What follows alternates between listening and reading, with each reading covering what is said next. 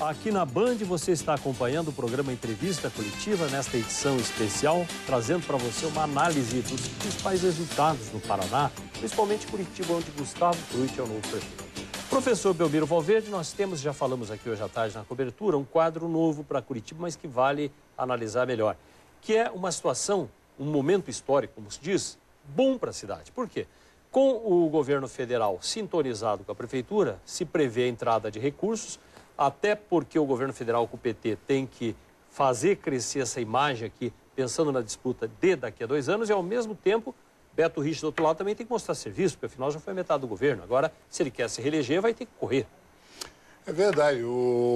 Se nós lembrarmos da gestão do Jaime Lerner, uma boa parte do sucesso que o Jaime teve em mudar a cara da cidade foi a sua afinidade com o governo federal, né?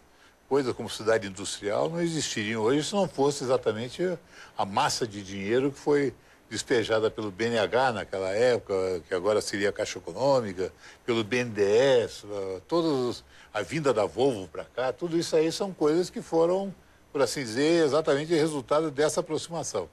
E, como você mencionou, isso é um momento histórico importantíssimo, porque o PT vai querer mostrar serviço aqui e dizer, olha, vem cá, vocês perderam tempo em não terem me colocado antes no governo. Tá? Hoje em dia, a ministra Gleisi Hoffmann tem muito prestígio na área federal, o ministro Paulo Bernardo também, e vão sair dessa eleição fortalecidos. Porque houve um certo momento da campanha que parecia que eles iam sair desgastados. Olha, melhor o cacife deles, inclusive, em Brasília. Exato. Que mostraram o serviço na própria chegar cidade. Lá e olha, vocês vão lá, vão perder uma eleição em Curitiba estupidamente, né? Ainda vão pegar um candidato que nem é petista e vão queimar nossa imagem.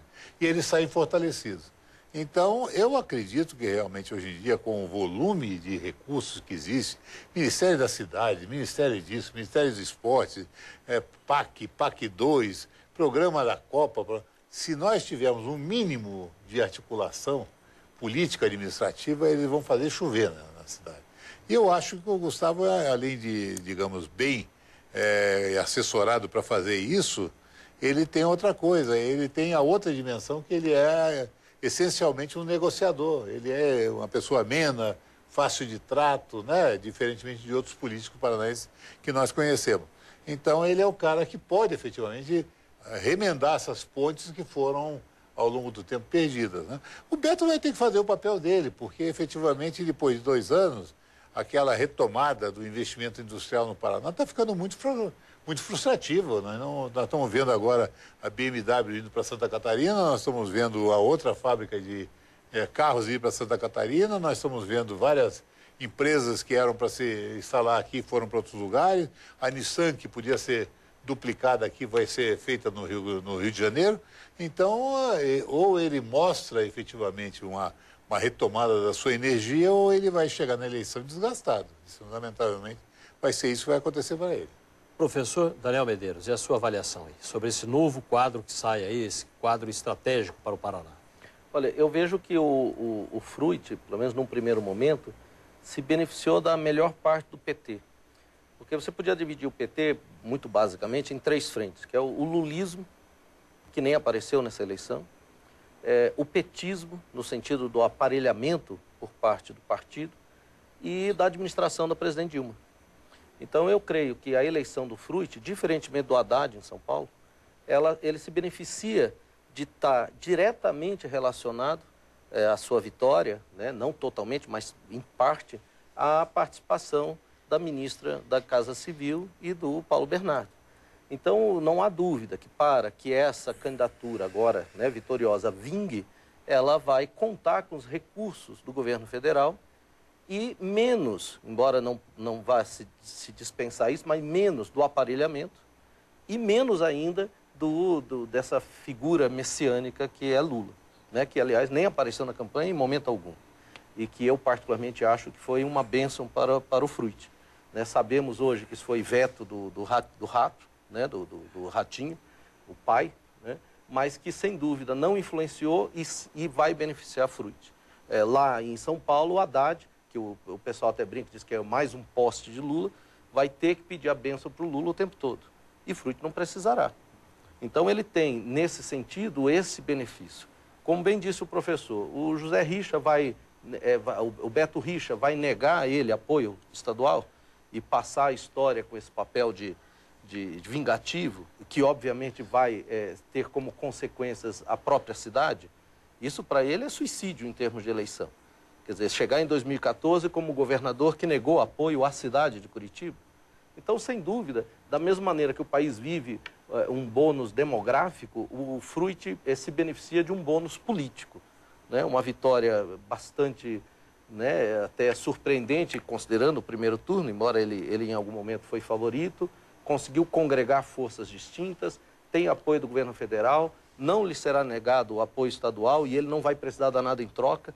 Isso é muito interessante, ele não vai precisar ir, né, pedir ao Beto Richa. O Beto Richa negar a ele, vai negar a cidade de Curitiba. Agora, está nas mãos dele. Competência administrativa ele tem, experiência parlamentar tem, capacidade de negociação tem. É um grande momento para Curitiba. Sem dúvida, resta para nós acompanharmos e cobrarmos, né? Porque também se cai num certo, né, enfim, marasmo, se cai num certo, né, tudo bem, tudo maravilhoso, quem sabe isso acaba não frutificando. Professor Sérgio Braga, se Gustavo Fruit é conhecido como homem do diálogo, ele se coloca dessa forma, na mesma linha do pai dele, que também era assim. Por outro lado, se ele não aprender a dizer não, vai sofrer, porque tem uma turma em cima que quer continuar, empresas, gente, político, gente que não é sintonizada com ele, mas correu para aderir, e que agora vai querer a sua parte. Exatamente. Aí eu acho que há vários aspectos aí, né? Primeiro, que eu acho que foi uma vitória pessoal do Fruit, né? Mostrando que ele tem luz própria. Eu acho que a conduta do Fruit durante toda a campanha foi exemplar, né? Porque ele soube suportar bem a baixa na campanha, reorientou o comportamento dele e em nenhum momento ele partiu para agressividade, para baixaria, né? Coisas que nós estamos acostumados a ver aí em outros políticos, né? Então eu acho que realmente, inclusive eu acho que ele é um político, as qualidades pessoais dele são até superiores ao Maurício, né? Fruit, ao pai dele, porque era um sujeito, o Maurício tinha aquele lado meio populista dele, meio largadão. Eu acho que o Fruit é mais focado, né, nas metas de governo. Eu acho que ele tem realmente ele se qualificou muito como uma liderança política de alta qualificação nessas eleições. E aí vem o segundo aspecto, né? Quer dizer, eu acho que o PT deve, isso é muito importante, né? Deve compreender também esse recado, né, das urnas aí, da campanha, e evitar fazer com o Fruit a mesma coisa que o PMDB e o PSDB fizeram anteriormente, né? Porque o Fruit já foi, né, vamos dizer assim, defenestrado mesmo pelo PMDB, né? Já foi defenestrado pelo PSDB, ele tinha todas as condições de ganhar no primeiro turno essa eleição. Se ele fosse candidato pelo PSDB, dificilmente essa eleição iria para o segundo turno, né? Teria todas as condições, e agora o PT ele vai ter que ter uma sintonia fina muito grande com o Fruit, né? E compreender que o Fruit tem luz própria, né? Como foi muito bem dito aqui, ele não deve essa eleição ao Lula, né? Porque o Lula não interveio na campanha, nem a Dilma. Ele deve essa eleição porque ele se comportou de maneira muito correta durante a campanha e assumiu a coligação com o PT, né? Só que ele tem luz própria, né? Não é tutelado, não é um factoide político, ele tem uma trajetória própria. E aí um recado para o PT, né? Vai ter que respeitar essa autonomia, não só do Fruit, como para a sua equipe, né? Então esses apetites aí por cargos, né, por influência na política, eles vão ter que ser né, reprimidos, né, ou limitados, e para evitar que isso repercuta na gestão, né? Então pensar a grande política e não a pequena política. Essa vai ser a grande novidade. Agora, o que eu acho, um terceiro aspecto que eu gostaria de enfatizar, né, que eu estava vendo aqui os candidatos, aqui mostra que está havendo uma renovação e uma qualificação maior das elites brasileiras, principalmente do executivo. Você vê muitos candidatos vencedores que têm uma trajetória dupla, né, no executivo e no legislativo. Isso é muito bom. Muito deputado estadual, ex-deputado estadual, que está ganhando as prefeituras. No caso de Ponta Grossa, né? Então são políticos que não têm aquele viés populista tradicional. São políticos que só ocupam, né, cargos no executivo ou fizeram sua trajetória inicial quando não havia um legislativo forte funcionando. Então eles basculam do legislativo para o executivo, né?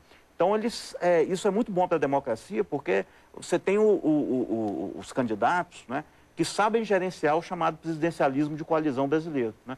E as grandes lideranças políticas do Brasil tiveram essa característica, basta ver o JK, né? JK, Fernando Henrique Cardoso, né? O próprio Lula, um pouco, foram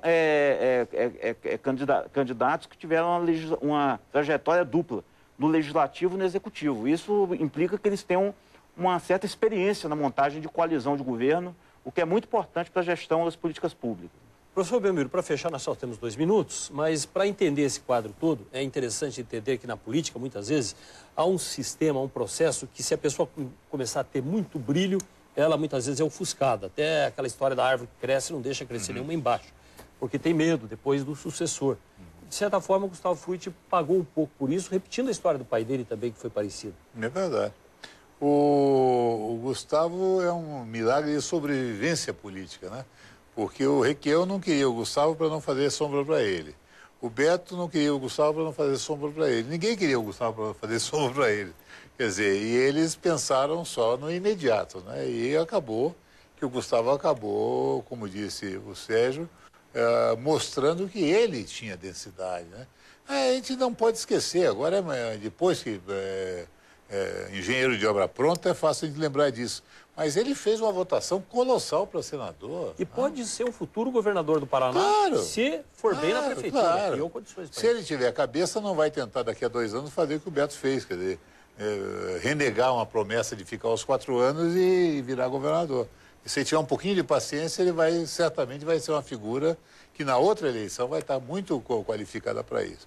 Eu acho que nós estamos vivendo realmente um momento mágico em todos os aspectos, no aspecto do judiciário, a questão do mensalão. A cidadania brasileira está começando a se manifestar realmente. Agora está na hora que ela se consolide institucionalmente. Muito obrigado a todos que participaram aqui com a gente, nesse dia tão importante aqui para a história da nossa cidade. Ficamos por aqui agradecendo a você que ficou ligado na Band até agora.